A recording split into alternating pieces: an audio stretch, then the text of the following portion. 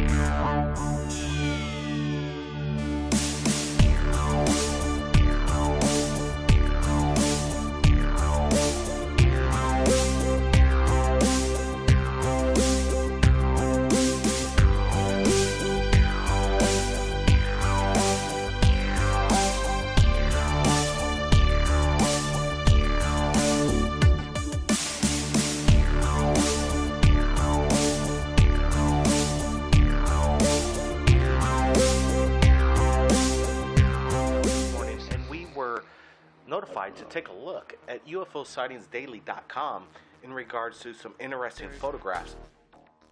What you're looking at is Apollo 7 images, launched October 11th, 1968. Scott Warning, the owner of the website, claims that the detail in the ship is made by a species far more advanced than us, and its design looks nothing like most of us would imagine. Take a look at the photos and you decide. We're going to go to the original website where this was published, and that is Lunar and Planetary Institute website. They're a planetary institute, and they research and support services to NASA and the planetary science community, and conducts planetary science research. Well, what do they have to explain about these pictures, and why did NASA cover up these photos with duct tape? NASA now has a reputation for covering up UFO ET evidence pretty much in plain sight. It's nothing new. They've been doing this since early times during the Apollo missions. Here's more evidence. I'd have to say UFOsightingsdaily.com does a great job in looking at NASA anomalies and posting it on their website. Everybody, keep your eyes on the skies, your eyes peeled for the unknown. Have your cameras ready. Send it to third. Space.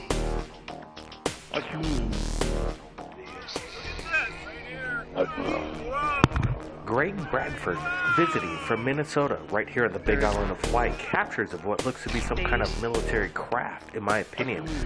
But he claims it was a flying saucer and it made no noise. Take a look at the video. Space.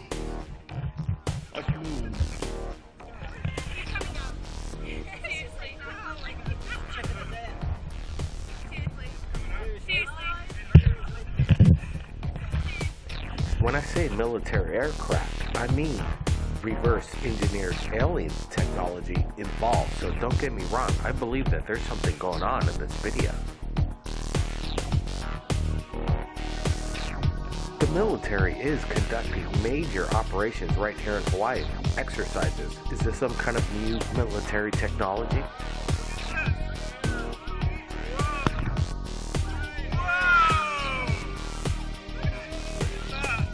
Check the link below to view the original video. Everybody, keep your eyes on the skies. This is something special.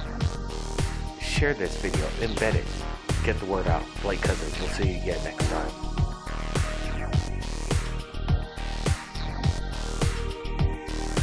Third. Space.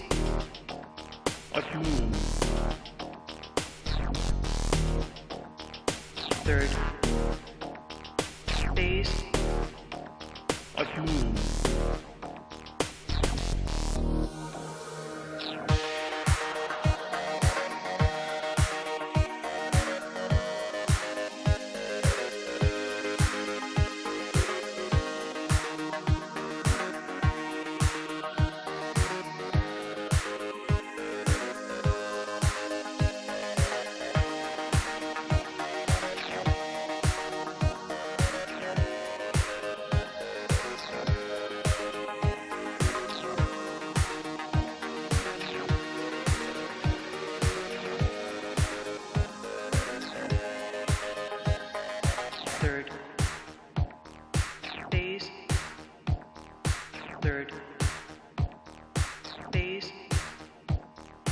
third phase of moon. Mars. And the Mars Science Laboratory posted some raw images that we're going over right now of what looks to be some kind of, well, if you ask me, a man on Mars cleaning the rover. I did a side-by-side comparison with Brent. I had him stand out to see if we could match the image and the silhouette, and it turns out to be a perfect match. Everybody, what's going on Mars? Blake Cousins, keep your eyes on the skies. We'll see you again next time. Be sure to check out the original link to the Mars Science Laboratory to see for yourself this incredible evidence. What you're looking at is the HV Project. Incredible imagery of the sun just taken a couple days ago of what looks to be a triangular-shaped star craft, possibly harnessing energy from the sun. This incredibly large star craft is approximately the size of 2 Earth-like planets. I've put the link in the original description below. Take a look and make sure you put in the coordinates that are specified right here. Everybody join us tonight on 1998, Honoka, Hawaii. This is what got Third Phase of Moon, myself, and Brent Cousins involved with something extraterrestrial. With over a dozen eyewitnesses, we witnessed UFOs all night. Nobody had a video camera or cell phone like modern technology now. The new era has begun. We're not alone. We're excited to announce 2015 to get to new videos, photographs. From all new footage just into Third Phase Moon, we've got Ed, famous abductee from 2014, controversial, incredible imagery. Is he the man that has the best footage for the past decade, in my opinion, right here at Third Phase of Moon? His videos, his photographs have still yet to be debunked by the experts out there, whoever they are. Anyway, Ed, Happy New Year. Thanks again for joining us right here at Third Phase. Well, happy New Year right back to you, Blake. I hope you enjoy this new footage. I just shot this with my new Christmas gift. I got a Samsung phone, and I shot it with that, so it's not the best, but I'm learning to use it, and it's easy to get out, but I don't know how good of a job it is. But you take a look at this footage, Blake. This is something I've never seen. This is incredible. I got my neighbor in on it, too. I'm not a military career guy. I've never, but this looks military to me, Blake. You have a look and tell me what you think. We're looking at it right now. I just got this video within 20 minutes, and I'm glad you're taking our call right here at Third Phase. And I'm going to be asking the big questions right here because people want to ask you the big questions, Ed. Ed. Shoot. Go ahead, Blake. I'm here. All right, Ed. Is this a drone? Is this something that you manufactured yourself? No. This is not me manufacturing anything, but I was going to answer your question that yes, maybe so. My opinion is that this is a military-based craft. And is it a drone per se? Not the ones I've been seeing on the news, but I think this is a military craft. And I say that because of the time of day and the experience that I've had before with other ships, with other craft. This is not like that. Well, this is definitely not Colorado. You see the coastline in the background. Can you tell us where you shot this? Well, I don't want to tip my hand and my family's privacy, but spent the holiday season over here on the left coast. We're up in Northern California. Okay, Ed, we're looking at the footage again, and the beginning part is one of the most fascinating. It's probably the most close-up imagery of an unidentified flying object, flying saucer, possibly reverse engineered technology, military based, as you say. Tell me, how big was this thing? Oh, this was about the size of a mid-size family car. It seemed to be no longer than 20 feet long. Wow, the clarity, and did it give off any kind of sound or hum? Obviously, this is a question that needs to be asked. Blake, there was a sound, and it was more of a sound from displacement of wind, of movement of air. Didn't have a mechanized sound, didn't have an exhaust sound. All right, Ed, you were talking about neighbors, or you had family that witnessed the same thing? Well, not my family, but my relatives' neighbors were home, and they were making some sounds and noises when I was shooting it. I went over and talked to them and got them in on it. So I was not the only one to get this sighting. You know, Ed, there is a lot of sometimes flack that comes into third phase. I mean, just by sharing your footage, your story. Some people say you're the man. You have some of the best footage and evidence. I don't know about that being a man or anything, but you know, I got a lot of footage. I shared a lot of footage with you, and the response has been, pretty much positive. But there's always going to be people out there saying this, that. But I don't know what to say to them, Blake. I can just tell you what happened the other day in this new footage I sent to you. You know, this is important stuff. This is amazing stuff, and I share it with you guys. And there's other people there experiencing it with me, and I got to tell you, some of them didn't even care that we're there. Some of them are there. We're like, look at it, look at that. And we're shooting it, and they don't even care while we're seeing it. So I don't know what they're saying. It was something like, you can't make all the people happy all the time. I don't know what to tell you about it, Blake. All right, I wanted to extend this conversation. I know you'd like to keep it short, but I want to have you on for a few more minutes because I think this is, broad daylight sightings, flying saucers, shot unconventional technology, not on a potato. It's very clear what we're seeing here. Let me say this, Ed. In your opinion, again, you don't think this is alien whatsoever, like some of your past occurrences with Voss? No, Blake, yeah. My initial opinion is that this is military, and the reason why is the size, the shape, the movement, the way it acted, and also the time of day. I've had encounters with flying objects during the day, but primarily it does happen at nighttime, at dusk, and then late at night. I've had much fewer sightings during the day. And the way this craft behaved, again, I'm no expert, but I tend to believe that this is a military-based craft. So do you think, we just had a question here from my brother here, do you think it's possibly military that's following you around now? Oh, I don't know about that. I mean, anything's possible, but I don't look at myself as being that important. Yeah, I have a lot of footage that I'm still collating and, getting different formats together, because this is an important archive. But as far as being tracked and monitored, I don't know. And I don't really, what the heck? I'm an old man now. I don't care. What the heck? I'm just sharing what I got. I don't know, Blake. I don't know. Let me ask you this. You do share this stuff with Third Phase of Moon, and I don't see you sharing it anywhere else throughout the media, CNN. Have you tried to submit this footage? I know people right here at Third Phase are looking forward to your evidence, but anybody else?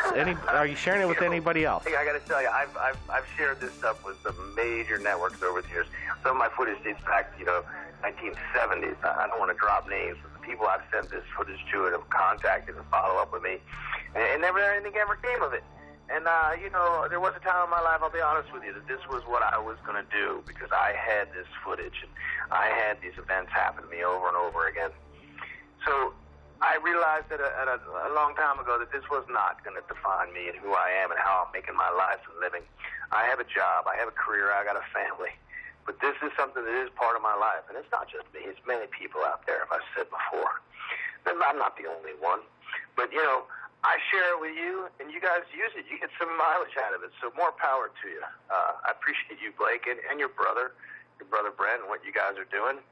And like you guys say, let's just let the people decide. You could show it to them. Absolutely, Ed. You heard him right here. 2015, the first of something that's going to go down in history, I think. Ed's footage is something that people need to look at. We're just getting some insight coming in right here at Third Phase Moon. Ed, I really want to thank you for joining us. And thank you very much. It's always a pleasure speaking with you and your brother. And I hope to be sharing some more stuff. I wish you both a very happy New Year and all your Third Phase of Moon family. That's it, Ed. Everybody. Blake Cousins here. Look at the footage. We're slowing it down, analyzing what Ed is. I don't see it. Whoa, look at that! It's right overhead! Welcome back. Third Phase Moon, Blake Cousins here. The top UFO channel and in regards to the UFO phenomenon. You saw the video last night. We posted it. Now we got James with us right here at Third Phase Moon. We're going to go over his testimony and his eyewitness accounts to what looks that some people are claiming is the Aurora Project. So right now we're going to go to James right now. Welcome to Third Phase of Moon. Thank you. All right, James, you submitted this last night. Can you tell me when this went down, what happened, and what was your thoughts on this? Let's start. Where was this in the first place? You know, I live in Lompoc, and that's not too far from Vandenberg. And I think that, who knows? It could be some secret thing they're doing, for all I know. But I've never seen anything like it. Well, when we're listening to the video, it seems that you're looking for it, then all of a sudden it appears over a rooftop. Is this your home? No, it's not too far from my home, but what happened was the same.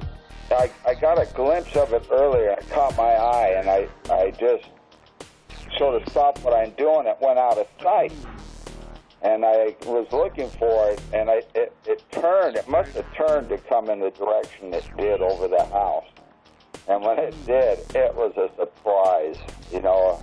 Hey, it's a pretty blue, but whoa, I've never seen anything. I was just going, what in the hell is that? Absolutely. Do you think some people are claiming that it's a drone, but drones make a lot of noise. Did you hear any noise of any kind? No noise whatsoever. And it was, I don't know. It was just, it felt eerie, actually, in the area where I was at. And a couple of people I was with, that was really strange. It felt funny. You say it felt funny in what way? Oh, yeah. It's really hard to tell how far away it was. Oh, well, what I meant is... it was sizable. You said that people said it felt funny. Was there like a static charge in the air? It's something that, I can't really pin down at all. I can't say it, like electric or static at all. It just felt strange, in the ambient.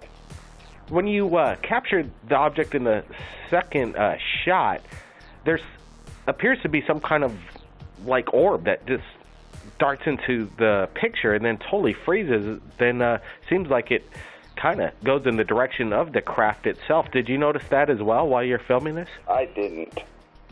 I don't have a clue what that is. I saw the video, and I saw that, but I can't explain what that was. My focus was on something that was spectacular to me. So let me ask you: did you think about UFOs prior to this? What was your thoughts on extraterrestrial existence? Oh, well, in this particular case, it looked out of this world, but it's hard to say. It was, something just so strange and beautiful, actually. It was really sort of neat. But as far as my feelings go, yes, I believe in life elsewhere. The odds are so much for extraterrestrial life. I'm inclined to believe civilizations billions of years, universes away, have existed over the eons. I'm not so sure. I think, I don't know what we could say to these folks. If they're coming here, in my opinion, from interstellar, just amazing technology. If they're coming intergalactic, it's just way beyond understanding how they could do that. It's, for us, we're like monkeys in a zoo compared to them. Wow, James, I really want to thank you for sharing your footage with us at Third Phase Moon. We're going to put it out and share it to the world again. Thanks for submitting this. I'm going out tonight and look for it again.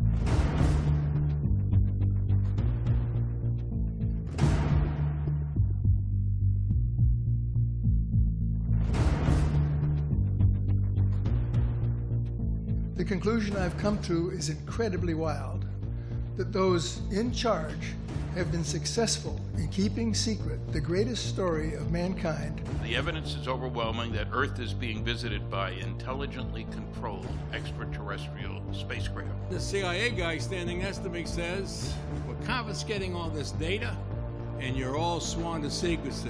They've all been studying this. They have more data than I do. So the government has dumped disinformation and misinformation into the field for decades. They've undermined research. I have lost faith in representative government.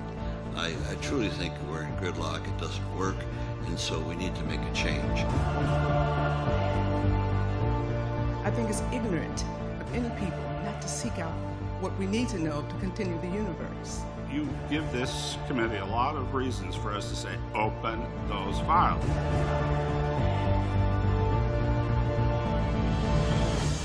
You're walking up to it and you touch it. What do you do? Touch it that? Do you grab it? Tell us about that. Okay. I started doing the walk around 360 of the object. And as I came around, I seen there was an inscription on the front.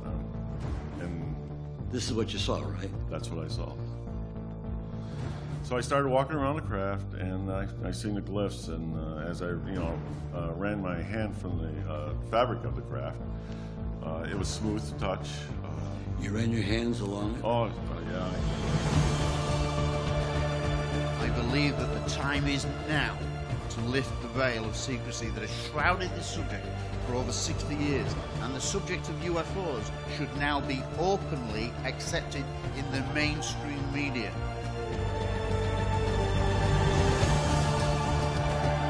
They exist, they are here to save us against the insanity of our leaders. I agree with you. They should open those Roswell files. There is only one way to regain trust: find and tell the truth.